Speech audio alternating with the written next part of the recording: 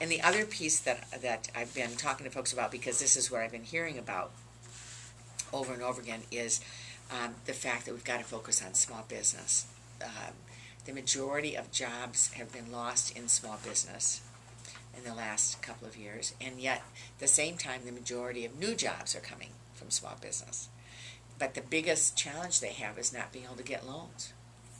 Credit's dried up when Wall Street had the crisis, and the big banks were giving all the money, and everybody assumed they were going to turn around then and free up credit. They didn't do that, as we know, which I find extremely frustrating. And so they kept the money and built up their bank sheets and gave out bonuses, and small businesses and community banks were left trying to figure out what to do with new tougher regulations, but no capital. So we have a bill when we go back in session in a couple of weeks that widely supported by about 100 different business groups, including the U.S. Chamber, that will create a new partnership with community banks for lending and generate about a $300 billion possibility for loans. It reduces taxes for small businesses by eliminating capital gains for small business and making another number of changes, including something that should have gotten done in healthcare and didn't, which is to let people who are self-employed deduct all their healthcare costs for themselves and their families from their taxes. And then the third area is export. I sit on the President's Export Council, which is primarily private sector, but representing us in Michigan, manufacturing and small business.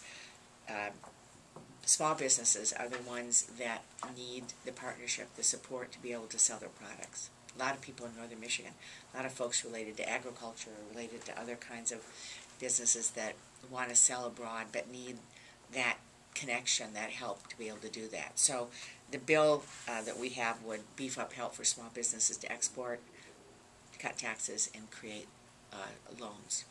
And it's really important that it get passed. This should have passed a year ago. We have been trying to get it passed. It, under normal times, would have almost unanimous support. Because of the politics going on in the Senate right now, it's being blocked with a filibuster by the Republican caucus, which is stunning.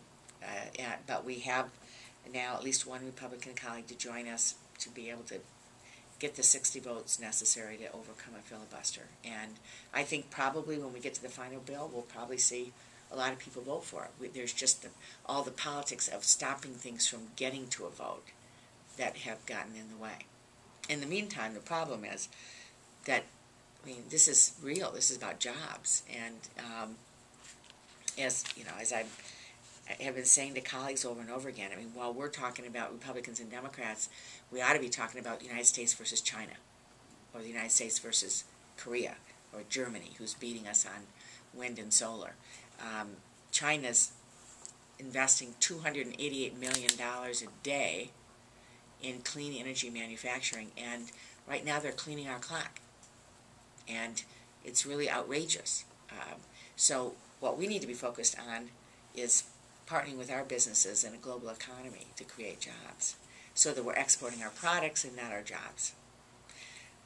And so, this small business bill is a really important part of that. But I also think that some of what happens relates to just whether or not people are going to talk up the economy or talk down the economy, because it is a question of confidence.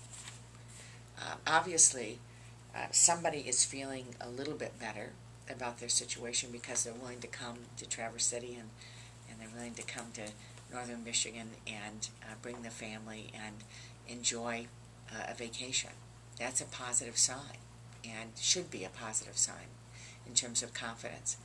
But there's, I think, for political reasons, those trying to talk down the economy and people trying to talk up the economy, but there's just a lot, the politics around are we doing okay or not, I think have added to a sense of uncertainty that is hurting us, which is why even though things are far from where I would like them to be as a person raising a family. All my family's in Michigan, and I've lived here my whole life, and I certainly want us to be in a stronger position. I travel all over the state all the time and talk to business people that tell me they're doing better. They say, I know the economy's bad, but I'm actually doing better. And we need more people to have some sense of confidence that in fact they are doing better, that they can hire a couple of people, they can go out and invest. I mean, that it really, it breeds on itself. If people are confident in their spending, then we'll do better. If they're not confident and they're not spending, then we don't do better. We do worse. And so, and I'm not suggesting there aren't real reasons to be cautious, but some of this does deal with confidence. And I think it's that we shouldn't be somehow afraid to say, talk about something that's going well, as well as things that aren't going well.